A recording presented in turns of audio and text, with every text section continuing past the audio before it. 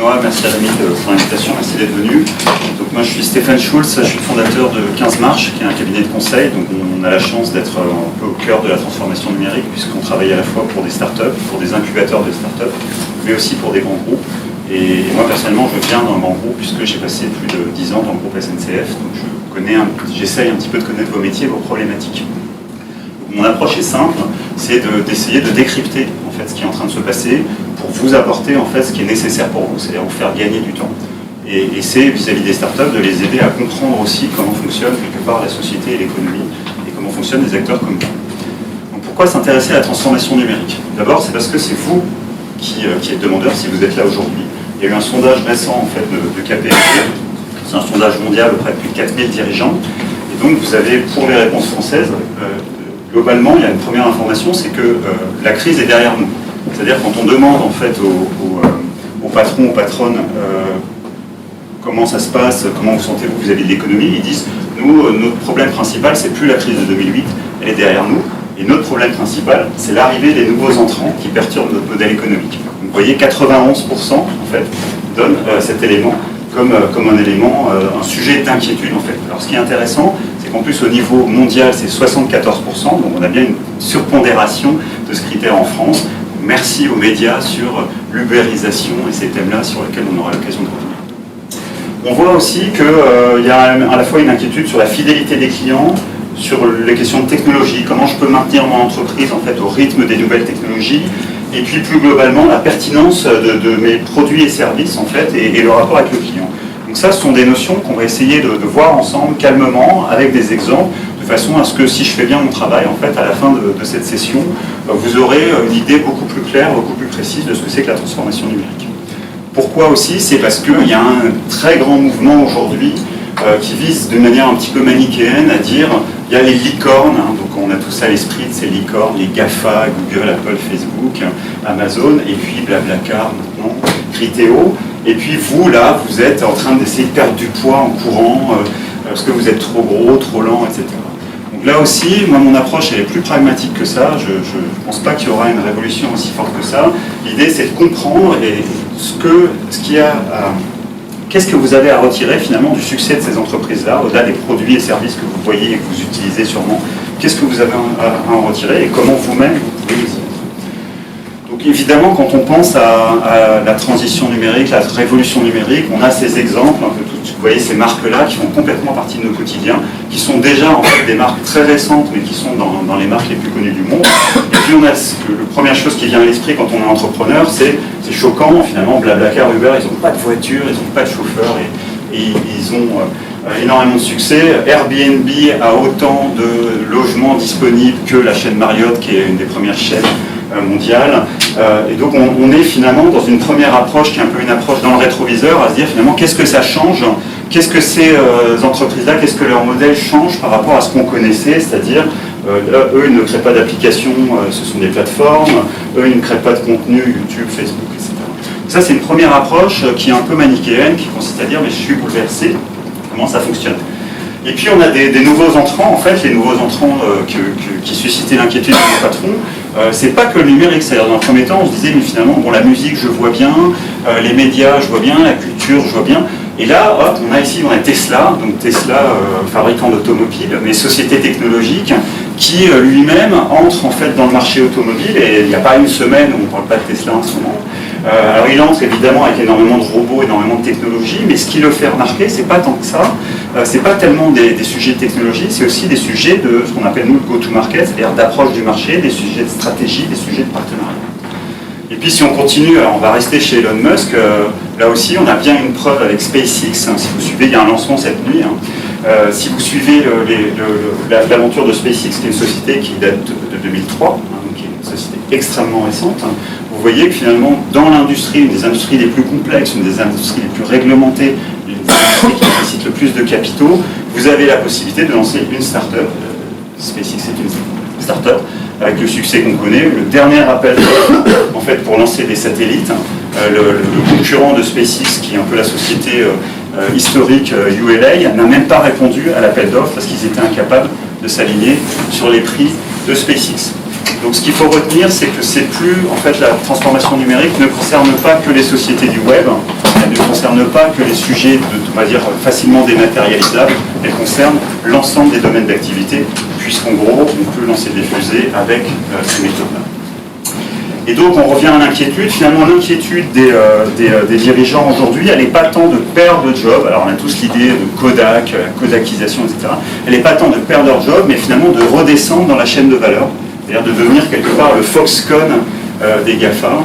Tout le monde sait ce que c'est Foxconn, hein, donc le sous-traitant, c'est le sous-traitant qui fabrique en fait des téléphones et des appareils électroniques pour toutes les grandes marques, c'est en Chine.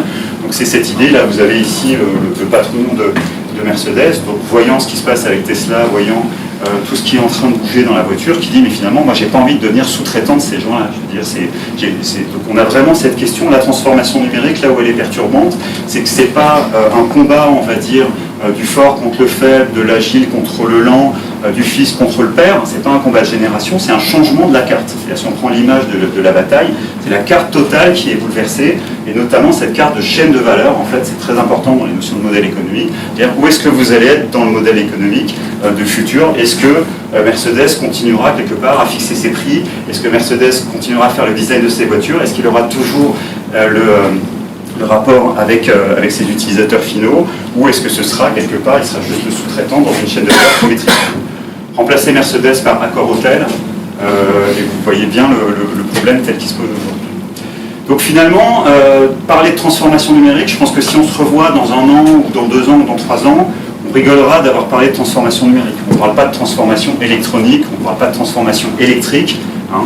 Et donc, je mets toujours ce petit dessin un peu drôle. Je ne sais pas si vous lisez bien, je vais vous le lire. C'est le conseil d'administration un peu familial qui dit il faut peut-être qu'on revoie notre stratégie. Et c'est notre stratégie qui était de se dire qu'Internet, ça allait disparaître, quoi. Ça allait passer, c'était une mode, hein, comme tu disais tout à l'heure, et ça ne va pas. Non, ça ne va pas disparaître, et on va voir pourquoi.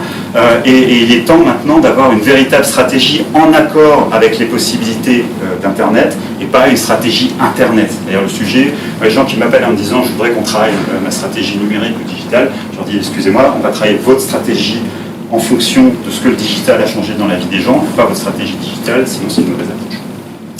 Donc en gros, la transformation numérique, quand on essaye de la définir, en fait, ce qui est compliqué, c'est comme d'autres buzzwords, comme d'autres mots à la mode, on confond la fin et les moyens. C'est-à-dire, vous avez des sociétés logicielles, des éditeurs logiciels qui vont dire « moi je fais la transformation numérique ». Hein, vous avez des sociétés de management qui font le management du changement qui vont dire « je fais de la transformation numérique ».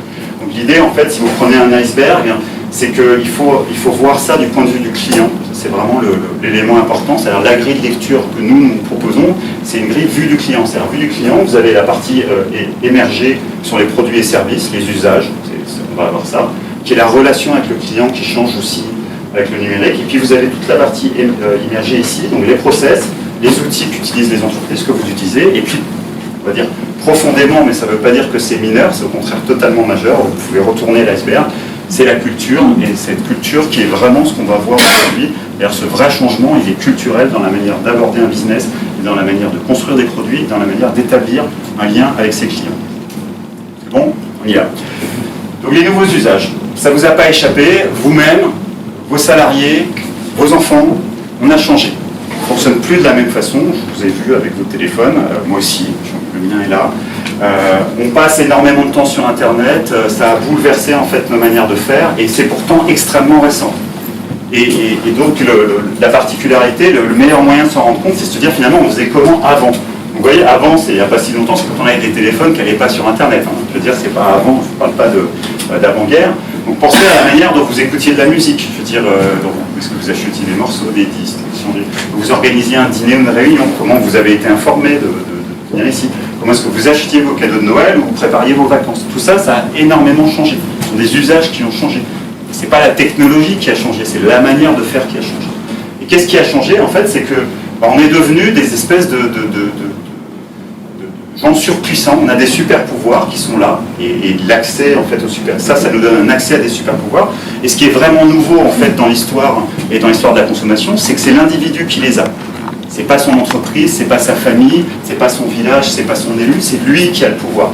Hein, ce que les Anglais appellent l'empowerment en fait. Et c'est quoi? C'est en gros de partout, tout le temps, et comme je veux, c'est-à-dire avec l'appareil que je veux, avec le moyen que je veux, j'ai accès finalement à quelque part à toutes ces richesses. Et le pire, c'est que c'est souvent gratuit en plus. Une erreur classique, en fait, c'est de se dire que ça concerne une partie de la population.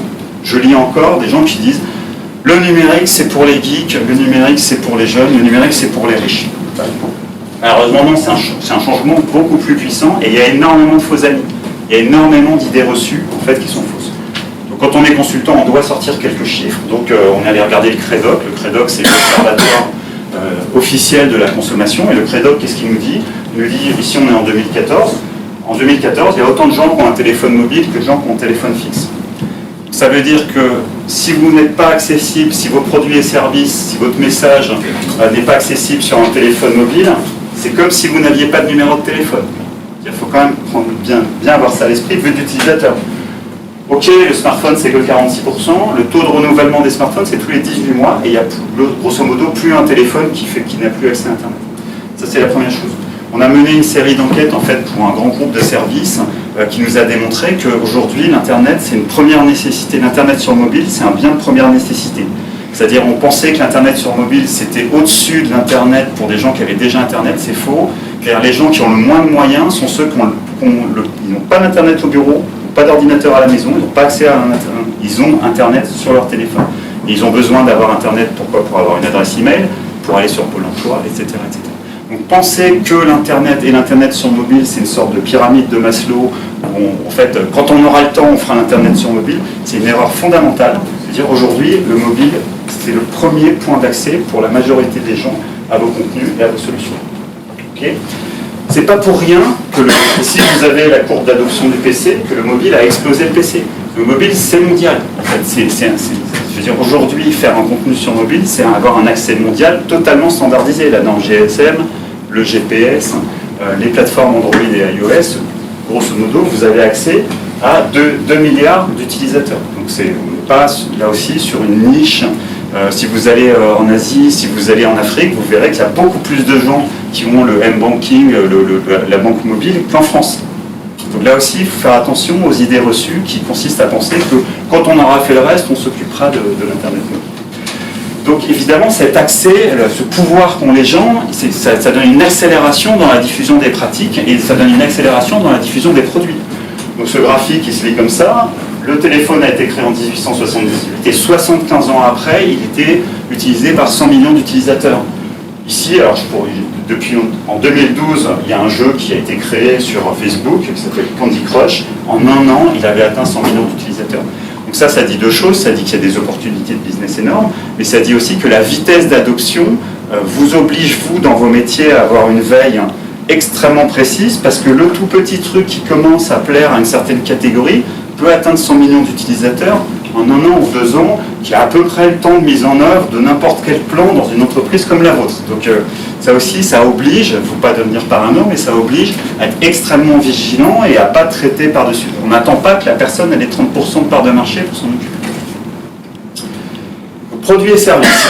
On a vu les usages, donc il faut des produits et services qui répondent à minima à ces usages, voire qu'ils soient capables de les anticiper. Donc là aussi, une erreur classique, en fait, c'est de penser qu'Internet, c'est le dernier moyen de faire la même chose. C'est-à-dire, on avait un certain nombre de canaux, on avait un certain nombre de médias, et puis Internet, c'est le dernier média, ou mobile, c'est le dernier média qui va permettre de faire la même chose qu'avant. En fait, ce que dit Pierre Bélanger, qui est le fondateur de Skyrock, qui était alors Skyrock, ça peut faire sourire, mais c'était la personne qui a introduit les blogs en France, je veux dire. Et donc Pierre Bélanger, il dit Internet, c'est pas le dernier moyen de faire la même chose, c'est le premier moyen de faire autrement. Donc la question, c'est se dire qu'est-ce que vous pouvez faire aujourd'hui avec Internet que vous ne pouviez pas faire avant. C'est pas comment faire la même chose qu'avant. Évidemment, un téléphone, c'est pas qu'un téléphone. Je veux dire, d'un point de vue purement du matériel, un téléphone, ça remplace 50 appareils différents. Alors oui, c'est pas un aussi bon appareil photo que celui que j'ai, moi qui ai pris des cours de photo quand j'étais enfant et c'était ma passion. Mais c'est largement suffisant pour que ça devienne le premier appareil photo utilisé dans le monde. En 2015, il y avait plus de photographies qui ont été prises dans le monde que dans toute l'histoire de la photographie. Et elles ont été prises par des appareils photo qui sont intégrés ici. Donc ça aussi, c'est quelque chose de très important. C'est-à-dire cette ubiquité de cet appareil, on peut l'appeler couteau suisse, toutes les métaphores, c'est extrêmement important. Si vous considérez que ça n'est qu'un téléphone, ou même que ça n'est qu'un accès en petite taille à Internet, vous manquez 80% en fait du business possible. C'est aussi travailler des produits et services centrés sur l'utilisateur. Je ne vous parle pas de numérique, là, ça paraît évident. Le succès d'Uber et la fameuse ubérisaison, c'est d'abord lié au fait qu'on galérait pour trouver un moyen de transport à Paris à certaines heures, à certains endroits.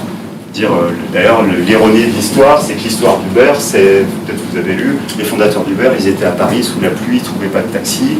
Il y avait ces belles voitures noires devant le Ritz, place Vendôme, qui faisaient rien, parce que leurs utilisateurs étaient dans un jacuzzi ou je ne sais où.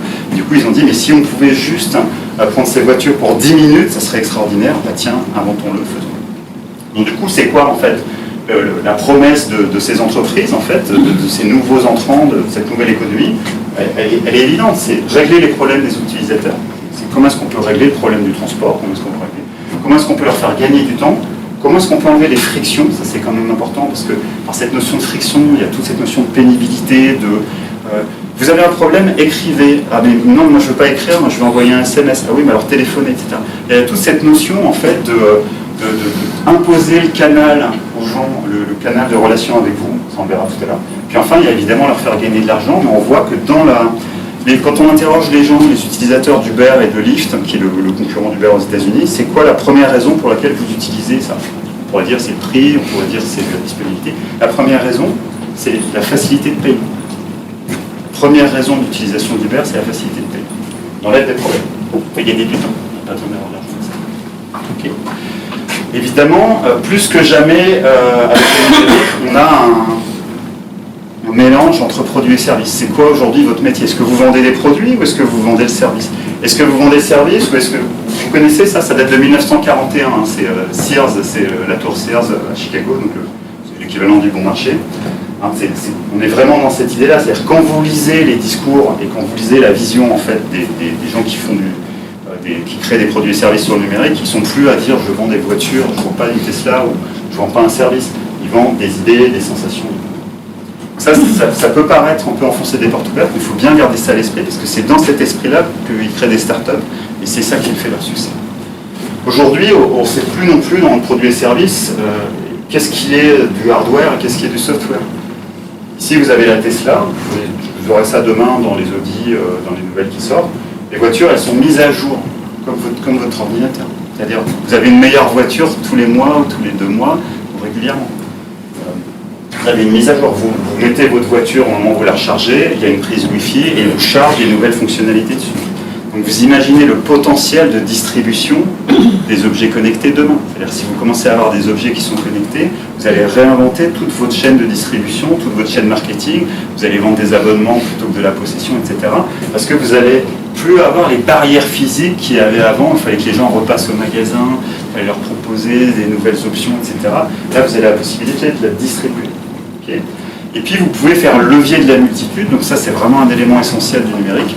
Ce qui a fait le succès d'Apple, c'est pas tant le téléphone que son App Store, c'est-à-dire la possibilité à des centaines de milliers de développeurs de créer très facilement, pour un coût très modique, des applications qui allaient toucher des centaines de millions d'utilisateurs. 2007, Nokia, qui a eu un Nokia en fait, un téléphone Nokia? Nokia, 65% de part de marché. 2007. Là, Nokia, donc, qui est devenu Windows Phone, etc., moins d'1% de part de marché cette année. Comment vous imaginez une destruction de valeur? Parce qu'ils étaient leaders, c'est toujours un problème, c'est leader, il faut s'interroger. Et ensuite, ils n'ont pas cru à la plateforme, c'est-à-dire ils n'ont pas cru à ces App Stores, ce qu'on appelle les App Stores, c'est-à-dire ils n'ont pas cru à la nécessité d'ouvrir en fait leurs solutions pour que d'autres puissent créer des solutions qui fonctionnent sur leur téléphone. Ce qu'a fait Apple, ce qu'a fait Android ensuite, c'est moi je vais faire travailler beaucoup de gens, je vais consacrer beaucoup de moyens pour que vous-même puissiez créer de la valeur sur les solutions. Et du coup, ma solution va devenir une plateforme de distribution de vos solutions. Et ça, c'est vraiment, s'il y a un truc à retenir dans la transformation numérique, c'est ça. C'est que l'essentiel de la puissance et l'essentiel de la créativité est à l'extérieur de votre organisation, et c'est à vous d'arriver à la capter. Si vous ne le faites pas, quelqu'un d'autre le fera, et vous deviendrez comme Nokia. Une théorie qui s'appelle le Burning Platform, c'est-à-dire ma plateforme brûle. Le levier de la multitude, c'est aussi que maintenant, on peut créer un produit. Si vous avez Captain Train, Captain Train, c'est un concurrent direct de voyage SNCF.com, Captain Train, en fait, son produit, c'est du design. Leur promesse, c'est d'être le Google de la recherche d'itinéraires de train et d'achat de billets, donc c'est extrêmement simple. En fait, leur produit consiste à utiliser les interfaces des autres, les interfaces informatiques des autres, et de faciliter l'expérience utilisateur dans ces différentes interfaces.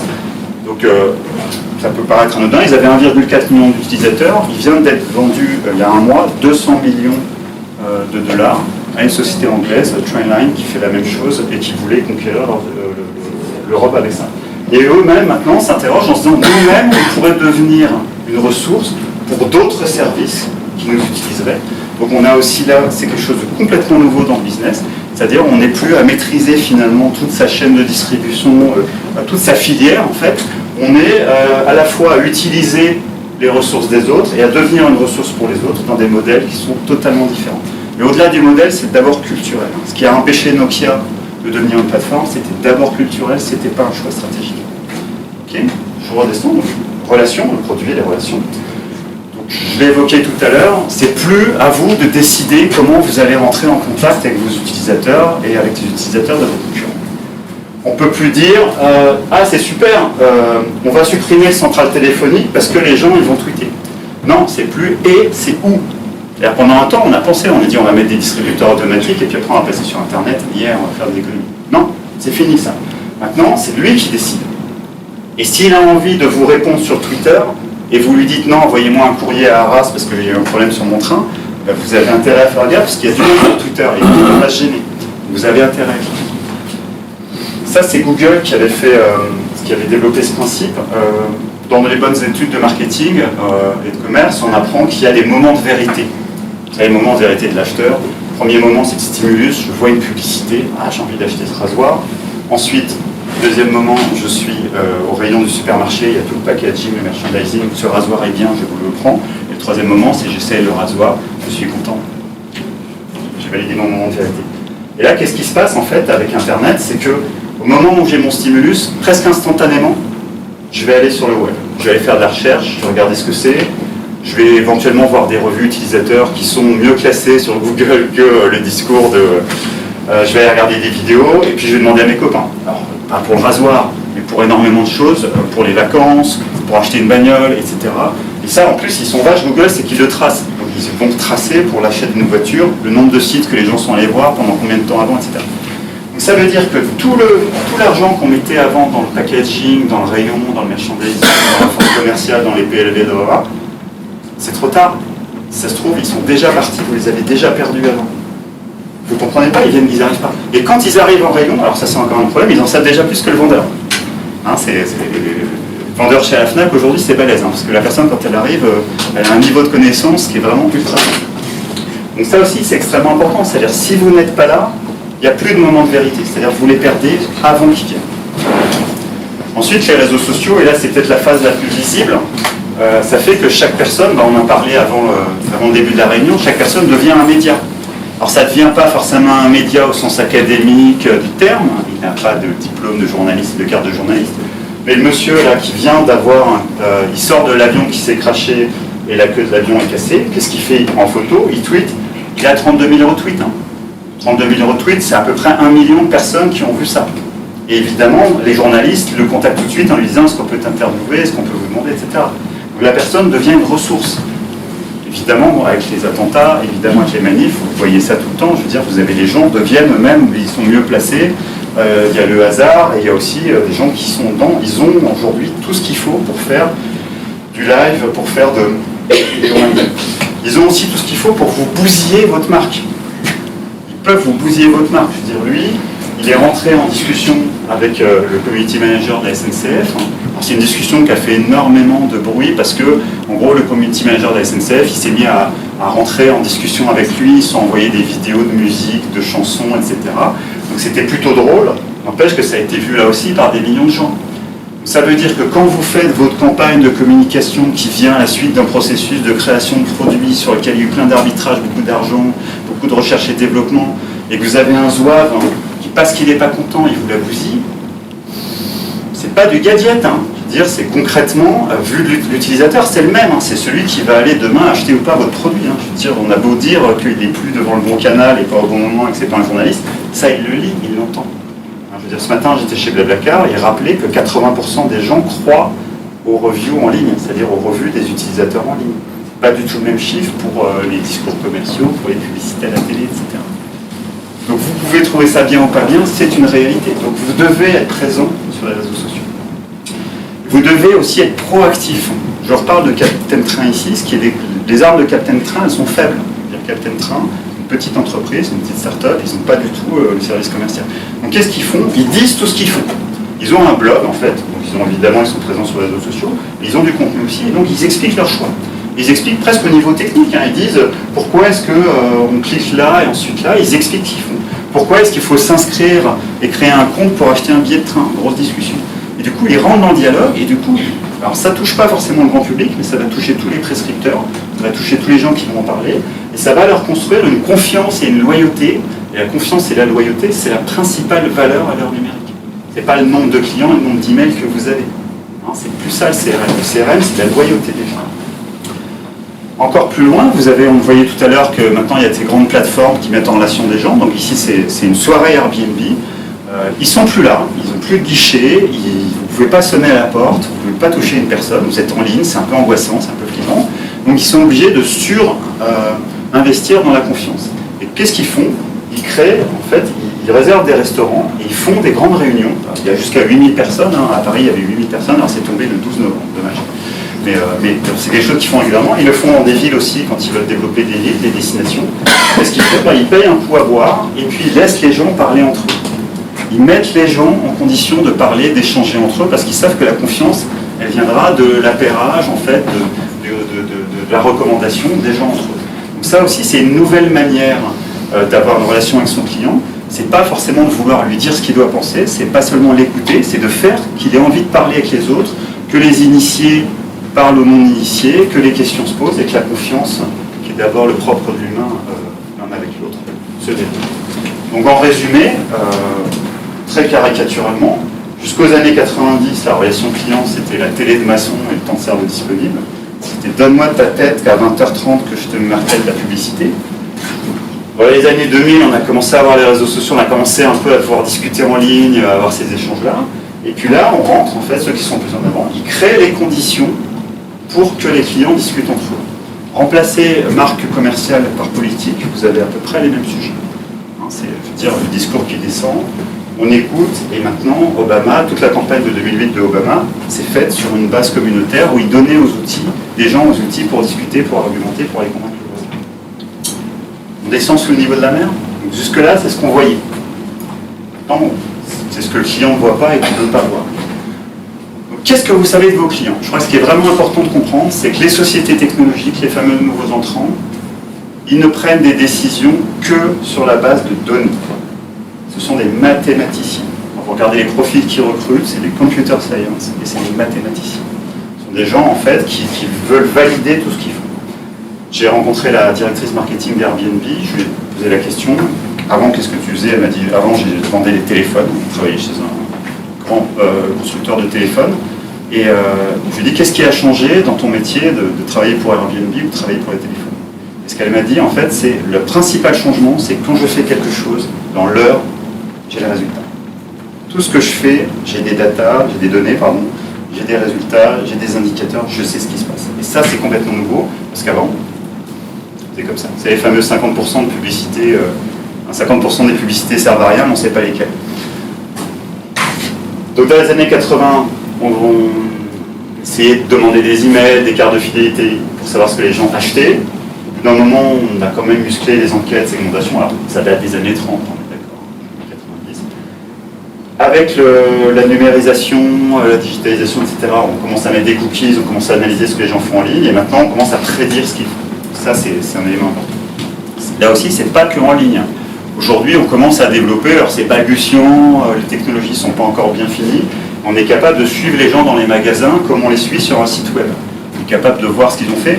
On est évidemment aussi capable de voir ce qu'ils font en ligne. Parce qu'aujourd'hui, on peut acheter en ligne un produit qui est devant nous. Alors moi, je le fais régulièrement, je vais à la FNAC et puis j'achète avec l'appli Amazon. C'est vache, mais c'est moins cher.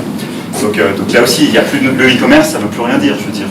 Donc ça aussi, on est capable maintenant de suivre les gens et d'analyser ce qu'ils font, et sur des grandes masses. C'est-à-dire que ce n'est pas un individu qui intéresse les marchands, ce qui les intéresse, c'est d'avoir des grandes masses d'informations. Il n'y a pas que les marchands. Ici, vous avez la ville de New York qui a mis en place un numéro de téléphone qui s'appelle le 311, comme le 112 chez nous, pour signaler tout problème. Ça, c'était la politique de Bloomberg dans les années 80. Vous avez le moindre problème, vous m'appelez, on règle ce problème-là. Et donc, ce qu'il faut retenir, c'est que tout est compilé, tout est analysé. Donc ici, vous avez évidemment, vers midi, vous avez surtout des problèmes liés à la route, des nids de poules, etc. Et la nuit, vous avez surtout des problèmes liés au bruit. Donc non seulement ils compilent ça, ils l'analysent, en plus ils le mettent en open data. C'est-à-dire ils ouvrent les données pour des gens qui vendent des facilities, donc des opérateurs de services, etc., qui peuvent avoir besoin de ces données pour améliorer leurs services, leurs équipes, etc. Donc là, vous avez une illustration en fait de ce que c'est prendre des décisions par la donnée. Évidemment, quand on pousse la chose, et avec la réalité augmentée, la réalité virtuelle, ça va être de plus en plus, vous avez la possibilité de savoir ce que les gens font sur un site internet. Qu'est-ce qu'ils regardent, ou sur une publicité. Donc ça, c'est un petit système, alors il faut être volontaire, hein, qui va à la fois filmer vos pupilles, et qui va filmer ce que vous regardez. Donc il va être capable de voir que, bien évidemment, c'est le visage de l'enfant qui est le plus regardé sur un site. Où est-ce que vous devez mettre votre bouton « Acheter maintenant » les couches là. Vous mettez là. Là aussi, ça pousse à l'extrême. C'est pas l'avis du designer, c'est pas l'avis du directeur de la communication, directrice relation client. C'est des datas. Ils vont faire un test là, ils vont mettre le bouton là, ils vont mettre le bouton là, et ils vont regarder ce qui se passe. Donc concrètement, vous avez sûrement des sites internet. Vous avez la possibilité, vous rajoutez une fonctionnalité dans le site, et vous voyez instantanément en fait ce qui se passe en ligne, et vous voyez instantanément le résultat. Moi, je fais mon marché le samedi matin, c'est à peu près exactement ce qui se passe sur l'étal du marchand. Hein. Je veux dire, il va mettre ses promos en avant, boum, les gens se précipitent, il les enlève, les gens se précipitent moins. Rien de nouveau. Hein. Ce que je vous dis, c'est rien de nouveau. Simplement, ce qu'il faut voir, c'est que ça peut être fait à une échelle industrielle. Hein, quand vous avez 3478 visiteurs par seconde, on commence à être sur un gros site. Évidemment, quand vous avez ça et que vous êtes ingénieur, mathématicien, vous allez avoir envie de tester des choses. Vous allez dire, c'est bien joli de voir en temps réel, mais moi, je voudrais tester. Donc qu'est-ce qu'ils font? Vous avez 15 000 utilisateurs, vous allez prendre les 1000 premiers, vous allez faire 3 paquets de 333, pardon, 3 paquets de 500, et vous allez tester un coup le bouton il est rouge, un coup il est bleu, un coup il est jaune. Et vous allez juste regarder, c'est-à-dire, c'est pas votre avis qui compte, c'est la donnée, et là vous allez voir que ici, il y a 3,2% de gens qui ont cliqué, et on garde ça pour les 14 500 suivants. C'est ça ce qu'on appelle les A/B testing. Donc ça aussi, c'est une manière de concevoir des choses. Ça n'enlève pas la créativité, mais ça permet de valider des options, et ça aussi, ça existe au niveau industriel. Après, vous pouvez aussi modéliser ça, donc je n'utiliserai pas le terme Big Data, non, c'est comme ça. C'est-à-dire, quand vous avez beaucoup de données, vous pouvez tester, vous avez des modèles en fait qui vont tester des occurrences, c'est-à-dire combien de fois ça arrive quand je fais ça. Ici, vous avez Uber, pardon, je parle beaucoup d'Uber. Ils ont modélisé une semaine de déplacement à San Francisco avec Uber, donc ils ont énormément de données sur les utilisateurs, sur ce qu'ils font. Ils ont appliqué donc, ce modèle bayésien, donc, qui est un principe mathématique, et ils ont appliqué ça sur la semaine suivante. Donc ils ont déduit, en fait, ils ont projeté, pardon, les déplacements de la semaine suivante, et après, ils ont regardé ce qui s'est passé la semaine suivante, et ils ont comparé. Ils ont trouvé, grâce à leur modèle, 3 déplacements sur 4. Donc Uber, société technologique, est capable de prévoir 3 déplacements sur 4 sur un périmètre comme une ville de San Francisco. Elle est là, la valeur d'Uber. Elle n'est pas dans le fait de piquer le boulot des taxis. Uber, c'est une société technologique. Ils sont capables de prédire 3 déplacements sur 4. Évidemment, une fois que vous commencez à prédire des comportements d'achat, vous allez avoir envie d'influencer les gens. C'est les fameux nudges. Donc ça, c'est ma page Amazon à moi. Amazon, il a regardé ce que je faisais moi, il a regardé ce que faisaient des utilisateurs qui avaient acheté la même chose que moi, il avait regardé sur la durée, etc. Il a commencé à me faire des propositions. Alors, j'ai acheté aucun de ces bouquins. Ça n'a pas marché du tout, parce que je vais passer sur Amazon. Puis là, vous voyez où je pars en vacances cet été, c'est dommage. En tout cas, il va évidemment, ça va devenir aussi une politique marketing. C'est-à-dire, on va commencer à se dire, mais finalement, je vais lui faire des propositions plutôt pertinentes. Vous avez l'équivalent avec Criteo sur la publicité. Le principe de Criteo, c'est de dire que, quitte à vendre dans l'espace publicitaire, autant qu'il soit le plus pertinent possible pour la personne. Et puis, alors, étape suivante, on est dans la science-fiction. Ça, c'est un brevet, donc un brevet qui a été déposé ici, un brevet, bureau des brevets américains. Donc, Amazon a déposé un brevet qui lui permet de lancer le shipping, donc de lancer la livraison d'un produit avant que vous l'ayez commandé. Donc Amazon peut lancer la livraison d'un produit avant que vous l'ayez commandé. Et c'est breveté. On rappelle qu'Amazon a le brevet du one-click. Hein. Je veux dire, quand vous achetez en un clic sur iTunes, iTunes paye des royalties à Amazon. Donc ça, comment ils sont capables de faire ça? Alors j'ai un copain chez Auchan, il m'a dit, mais tu sais, nous, on fait ça, évidemment. Évidemment, on pré-approvisionne des bûches de Noël à Noël et des glaces et de la bière en l'euro. Ok. Et là, on est quand même à une échelle à la fois industrielle et qui peut être extrêmement précise. Et là aussi, ce qui est important, c'est que la valeur de ces sociétés, elle est évidemment dans l'infrastructure, mais elle est aussi dans cette capacité en fait à rapprocher l'offre et la demande. Si aujourd'hui toutes ces entreprises sont en train de s'intéresser à la voiture autonome et à la voiture en général, c'est à cause de ça. C'est parce qu'ils ont cette capacité de rapprocher l'offre et la demande. Ils l'ont fait pour l'informatique, hein. Le cloud, c'est eux qui l'ont fait. Donc ils le feront dans le physique aussi. Ok? Dessin. Là on avait le process, donc ce qu'il faut retenir, c'est vraiment des décisions basées sur des données. C'est pas un petit département de nerds qui compile des données dans un coin, c'est au cœur de la manière de fonctionner l'entreprise et de prendre des décisions. Puis là on descend, donc comment est-ce qu'on crée justement des produits? Là on a vu comment est-ce qu'on les distribuait, comment est-ce qu'on fait le rassort, comment est-ce qu'on crée des produits. Donc là ce qu'il faut retenir, c'est que c'est des sociétés qui ont commencé toutes petites et qui ont, dans la mesure du possible, cherché à garder cette culture en fait du test and learn, donc d'apprendre, on dit l'échec, mais finalement c'est d'institutionnaliser en fait ces boucles de conception, on prototype, on provoque, on se trompe, on recommence, on réessaye, etc. Et ensuite seulement on lance. Ça veut dire que ce n'est pas des sociétés où vous allez trouver des diagrammes de Gantt partagés par 250 personnes dans un projet pour des plans à 5 ans. C'est pas comme ça que c'est. Ça ne les empêche pas d'avoir des très grands projets. Et leur manière de fonctionner, elle est beaucoup plus agile. Vous savez, j'ai utilisé l'adjectif. Et elle va être plutôt dans ce mode de fonctionnement-là que vous allez retrouver dans une boîte de design, que vous allez retrouver chez un artisan. Un artisan, c'est comme ça qu'il bosse. La Blacard, c'est écrit partout sur les murs. Leur devise, c'est on favorise la création, je veux dire, mais on la fait, on l'utilise. Et si ça ne marche pas, on code. C'est-à-dire vous utilisez, vous ne pouvez pas bosser chez Blacard si vous n'êtes pas covoitureur. Et tout ce qu'ils inventent, ils le testent d'abord sur eux-mêmes. Exemple, qui a eu un Palm Pilot? Le Palm Pilot, c'est un type absolument génial qui s'appelle Jeff Hawkins, ça date de 95. Donc 95, c'est le premier navigateur Netscape, hein, donc c'est vraiment les tout débuts d'Internet. Donc en gros, ça c'était hors ligne. Et en gros, Jeff Hawkins, il était complètement déprimé, il sortait d'un énorme échec. Il avait inventé une superbe tablette, avant tout le monde, une belle tablette, un superbe appareil technologique avec des innovations pas possibles dedans. Et ça avait été un bid complet commercial. Il en avait vendu mais quelques milliers, c'était une catastrophe, il a laissé sa chemise. Donc il avait dit plus jamais ça, je ne veux plus jamais faire un super projet de R&D que je pousse avec des capitaux qui ne sont pas à moi pour me planter. Et donc il avait ça en tête. Et puis il y avait la loi de Moore qui faisait qu'on miniaturisait, donc il avait la possibilité technologique de lancer un appareil qui est très très très très proche de ça. C'est-à-dire quand on y pense, c'était assez proche, il y avait un petit stylet en plus. Et donc qu'est-ce qu'il a fait? Il a fait ce qu'on appelle un prototype. C'est un jeu de mots entre pretend, donc essayer, simuler, et le prototype. C'est-à-dire plutôt que de faire une version dégradée de ce qu'il voulait, il a fait fabriquer tout simplement un morceau de bois. Un morceau de bois qui faisait exactement la taille, l'épaisseur et le poids de ce qu'il rêvait. Il a fait faire des fiches papier, des écrans tels qu'il les imaginait.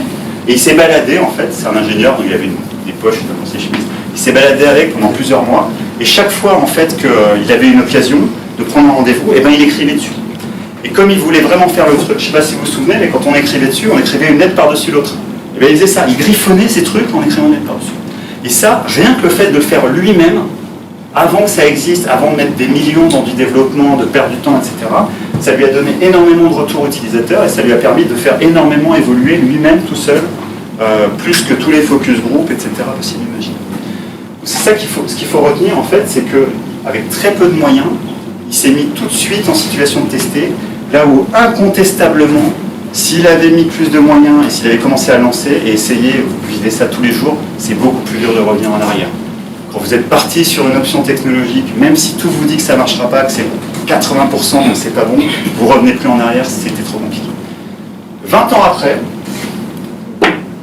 Apple. Apple, c'est quand même une boîte qui a 200 milliards de cash disponibles, donc ils n'ont pas de problème pour se planter 20 fois dans 20 prototypes chers.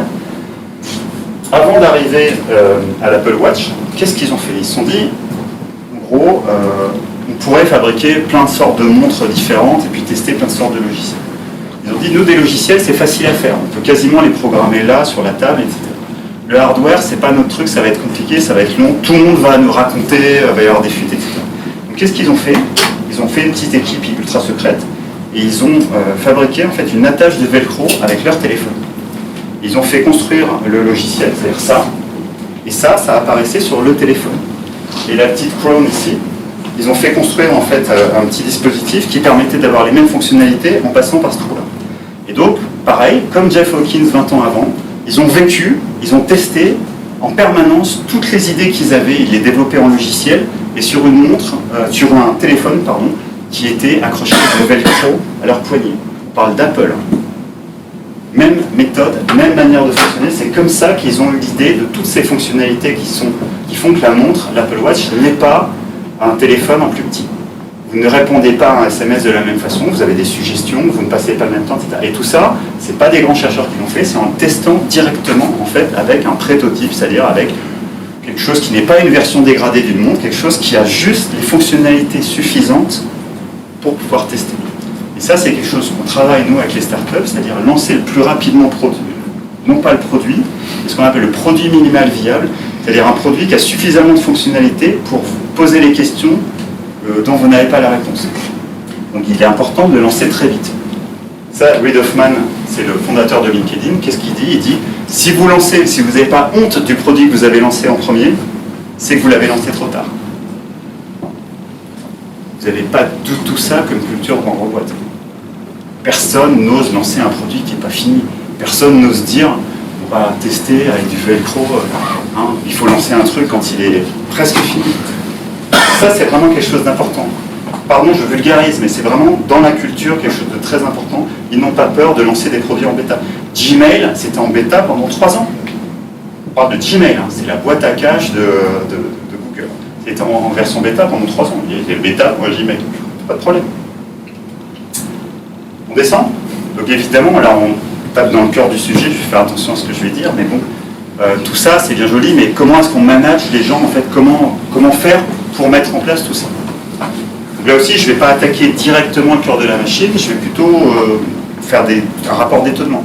Un rapport d'étonnement qui est simple, donc ça c'est un autre consultant qui a fait cette visualisation, c'est de dire, que quand on dit qu'on doit coller aux besoins, aux usages, qu'on doit avoir des boucles courtes de réaction des clients, etc., il faut quand même être proche du marché.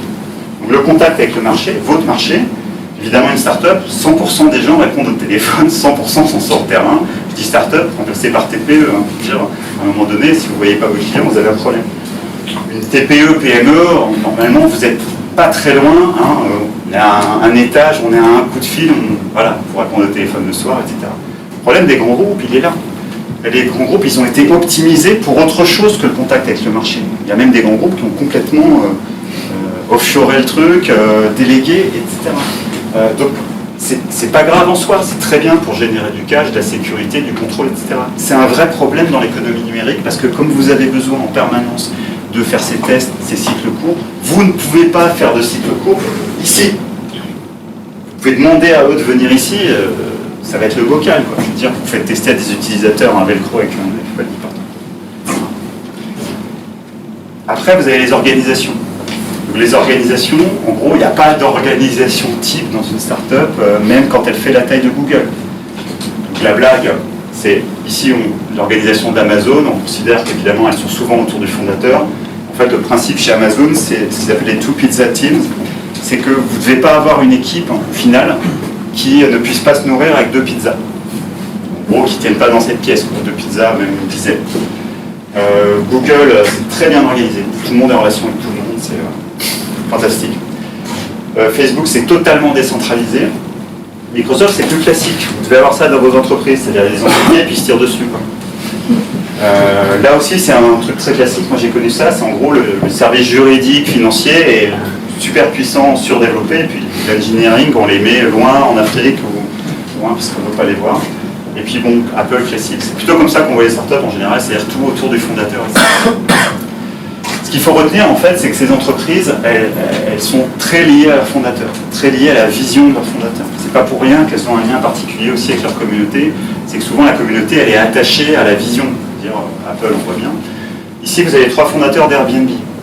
Ce qui frappe dans Airbnb, c'est on a tout de suite l'impression d'être dans un magazine de mode. Vous mettez votre logement sur Airbnb et vous ne le reconnaissez pas. C'est pas pour rien que 2 des fondateurs sur les 3 sont designers. C'était leur job. C'est pas des ingénieurs, c'est pas des gens de l'informatique, c'est pas des start-upers, ils n'ont pas fait l'école de commerce. Ils sont designers. Donc, cette patte-là, vous allez la retrouver dans toutes les décisions qu'ils prennent. Évidemment, Apple, on dit Steve Jobs, mais à côté de Steve Jobs, au conseil d'administration, vous aviez Jonathan Ive, il y est toujours, c'est le designer, et vous avez Tony Fadell. Tony Fadell, c'est l'inventeur de l'iPod, la molette. Tony Fadell, il est parti pour fonder une entreprise qui s'appelle Nest, qui a été rachetée par Google. Nest et les thermostats et les détecteurs de fumée. En gros, c'est le fer de lance de Google dans votre maison demain. Donc, ce qu'il faut retenir, c'est que ces gens-là, ils ne sont pas dans un département où c'est des stars et on les considère. Ils sont au conseil d'administration. Ça veut dire qu'ils sont consultés sur toutes les décisions, celles qui les concernent et celles qui concernent le fonctionnement de la boîte. Donc ça aussi, c'est important. Demandez-vous si les gens qui créent vraiment de la valeur dans votre entreprise sont au conseil d'administration. Et puis, il ne faut pas rêver, on parle de technologie quand même. À un moment donné, il faut que la technologie, elle soit elle aussi représentée au conseil d'administration. C'est-à-dire, si vous êtes dans une logique où le fameux geek, alors geek, c'est les gens de la techno, ils sont au 3e sous-sol où vous avez tout sous-traité à une grosse SS2I, n'espérez pas après raconter que vous allez faire des boucles de rétroaction, du prototypage et tout ce qu'on a vu. C'est pas possible. À un moment donné, il va falloir discuter avec ces gens-là, il va falloir les comprendre, il va falloir qu'ils comprennent ce que vous faites.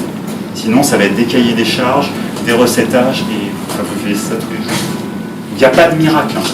Normalement, j'ai une autre diapo que j'ai enlevée, c'est la moyenne d'âge. C'est dur. La moyenne d'âge de ces entreprises, c'est dans les 27-28 ans. Il n'y a pas de miracle. Ils font confiance aux jeunes. C'est pas parce que c'est des jeunes qui sont geeks, il y a des très bons geeks de 40 ans.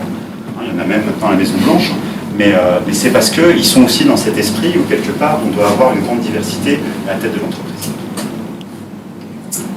Descend encore d'un truc, donc la culture, c'est ce qui est le plus difficile à définir. Moi, je considère que la culture, en fait, d'une entreprise, c'est ce qu'on va mobiliser quand on a un problème. Qu'est-ce que vous allez mobiliser? Donc certains, ça va être le département juridique, d'autres, c'est la culture. C'est-à-dire, quand vous avez un problème, quand vous êtes face à une décision, vous allez chercher quoi au fond? Vous allez chercher la culture de l'entreprise. Donc ici, je reparle d'Elon Musk, pardon, mais le principal problème en fait d'Elon Musk, donc sa devise, c'est rester petit mais penser grand. C'est-à-dire, vous n'avez pas besoin d'être une grosse boîte pour commencer à dire que vous allez envoyer des gens sur Mars. En 2008, ils n'avaient toujours pas réussi à faire décoller une pauvre fusée, mais ils étaient déjà en train de créer ces publicités pour dire, nous de toute façon notre objectif, c'est même pas d'aller sur Mars, c'est que les gens habitent sur Mars. Évidemment, ça faisait rigoler. On rigole un petit peu moins maintenant, puisque évidemment, là, il vient de faire atterrir la fusée que vous avez vue, qui atterrit sur la plateforme, et tout de suite derrière, qu'est-ce qu'il a dit? Là, ça tombe bien, on va sur Mars en 2018. Ils vont sur Mars, c'est une start-up. Donc ça, pourquoi je vous dis ça? C'est toujours facile, une fois qu'ils ont réussi, de dire, vous avez vu, hein, vous l'avez dit. Ce qui est important de retenir, c'est qu'il l'avait dit dès le début. C'est comme ça qu'ils recrutent des gens. C'est comme ça qu'ils recrutent les talents, qu'ils prennent les gens chez les autres. C'est pas par les salaires, c'est pas parce qu'il y a des baby-foot et des meubles de déco. C'est parce qu'il y a une vision. Les gens adhèrent à cette vision. Ils ont vraiment envie d'aller sur Mars, les gens chez SpaceX et chez Tesla. Ici, vous avez une vidéo que je vous recommande vraiment, qui est la vidéo de Jeff Bezos. Donc Jeff Bezos, Amazon se développe, et on est en 2001, je crois, et il va racheter une entreprise, $1 milliard. Alors à l'époque, c'était énorme. Maintenant, n'importe quelle boîte pour $1 milliard. C'était une boîte qui faisait des chaussures, en fait, qui vendait des chaussures en ligne, ça s'appelait Zappos. Il y a eu des clones, ça s'appelle Saranza, Zalando maintenant. Et donc, il y avait un vrai problème culturel. C'est-à-dire, Amazon, c'était un peu comme Uber à l'époque. C'était considéré comme le gros méchant, quoi. C'était, ils y avaient tué les libraires, etc. En France, c'était toujours comme ça, mais aux États-Unis, il y avait ça. Or, Zappos, c'était les mecs cool, quoi. C'était l'holacratie, ça existe toujours d'ailleurs, c'est-à-dire qu'il n'y avait pas de manager, les gens n'avaient pas de prescrit pour discuter au téléphone, et c'était une boîte qui était adorée par les utilisateurs. Et du coup, il y avait un vrai sujet, c'était comment est-ce que je peux arriver à intégrer ces boîtes. Et comment il l'a fait? Il a pris une petite caméra et il s'est filmé tout seul dans son jardin, avec un pauvre paperboard avec marqué 4 mots. Qu'est-ce qu'il a dit? Il a dit, voilà ce que c'est Amazon. Voilà pourquoi vous ne devez pas avoir peur de nous. Nous, on est obsédés par les customers. Vous aussi. C'est-à-dire, notre obsession, c'est le consommateur. Toutes les décisions qu'on prend, c'est 100% le consommateur. Notre credo, c'est d'inventer. On invente en permanence. On est toujours en train d'inventer des nouvelles choses et on va arriver. On pense à long terme. Et quand il pense à long terme, il met en lien son term sheet, c'est-à-dire le document qu'il a publié la première fois qu'il est allé en bourse. C'est des documents super importants, je vous invite à les lire, hein, c'est public. Et déjà, première fois qu'il va en bourse, il disait, nous, on vise ça, on pense à long terme, etc. Un autre credo d'Amazon, c'est de dire, nous, on investit, non pas dans ce qui va changer, on investit dans ce qui ne changera pas dans 10 ans. Et elle lui dit, dites-moi ce qui ne va pas changer, parce que c'est là-dessus que je vais investir. Des prix moins chers, du choix, du support client. Et puis enfin, la vraie philosophie d'Amazon, et qui est aussi un point commun avec énormément de ces sociétés et des nouveaux entrants, c'est qu'ils sont extrêmement humbles. Pour eux, c'est toujours le premier jour. Et ils sont conscients, en fait, Always Day One, ça veut dire qu'en gros, vous n'êtes jamais arrivé, il faut toujours vous remettre en question, et vous pouvez toujours arriver, en fait, à avoir un nouveau concurrent, des nouvelles réglementations, des nouvelles choses qui doivent vous remettre en cause. Et si vous prenez ces 4 choses-là, regardez si sérieusement vous êtes capable de faire une vidéo dans votre jardin qui s'adresse à des salariés et qui est vue par des millions de gens sur YouTube. On a été amené chez 15 Marches aussi à analyser en fait la vision d'une autre société qui s'appelle Pixar. Ce qui est intéressant, c'est que Pixar est vraiment vu comme une société créative de beatnik. C'est super sympa de faire des dessins animés. On passe son temps à fumer des joints et à regarder des films. En réalité, moi j'ai découvert en fait un des manuels de management et surtout de leadership les plus puissants. C'est vraiment extrêmement structuré. Ils ont des process qui sont extrêmement calés, justement pour permettre aux créatifs d'être créatifs. Et ça aussi, c'est important. Je pense que c'est vraiment important de voir ça. C'est notamment savoir perdre le contrôle. On va retrouver un peu ce qu'on a vu chez Amazon. C'est d'imposer des contraintes, mais jamais de limites. C'est d'accepter le risque et les conséquences du risque. Tout ça, je vous invite à lire le blog. Vous allez retrouver beaucoup de choses là-dessus. Enfin, pour terminer, je terminerai avec... vous connaissez Sheryl Sandberg ou pas ? Qui est en fait la vraie patronne de Facebook. C'est elle qui fait tourner la boutique. Elle a écrit un livre extraordinaire qui s'appelle Lean In. Et finalement, c'est ça le message. En fait, je pense que le vrai message, c'est il faut monter sur la table. Lean, c'est monter sur la table. Alors elle le met en avant pour le statut des femmes dans l'entreprise. Mais on peut dire la même chose. C'est-à-dire si vous-même vous êtes là, je pense que c'est parce que vous êtes convaincu qu'il faut faire bouger les choses dans votre entreprise, dans votre filière. Donc vous aussi, si vous pouvez, montez sur la table.